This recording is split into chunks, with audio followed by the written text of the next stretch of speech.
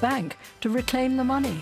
So PayPal opened an investigation, but Daniel thought he had all he needed to prove it was a legitimate transaction. I had screenshots of conversations, I had the courier tracking details, I provided all of that to PayPal as they requested.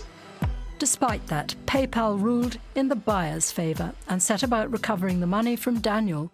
They then put my account into minus £725 and then followed the threat of bailiffs to collect what they saw as their money. Daniel was left out of pocket and without a games console. And he's been left wondering why, when he believed he'd be covered by PayPal's seller's protection scheme. The seller protection policy from PayPal, and I've actually got a copy of it here. It says if you are sent an unauthorised payment, for example from a hacked account, or a buyer claims they didn't receive their item, our seller protection policy covers you for the full amount of the payment.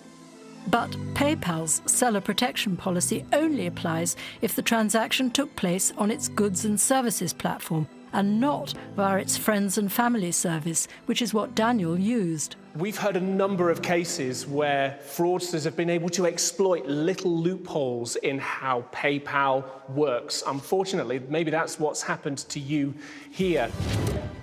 Well, when we contacted PayPal, it confirmed David's suspicions that Daniel's transaction was not covered by its seller protection policy because payment was made using its friends and family service.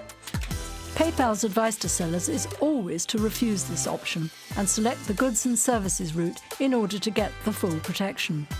However, there is good news for Daniel because PayPal has decided, as a goodwill gesture, to refund him in full. Right, well, thanks for joining us today.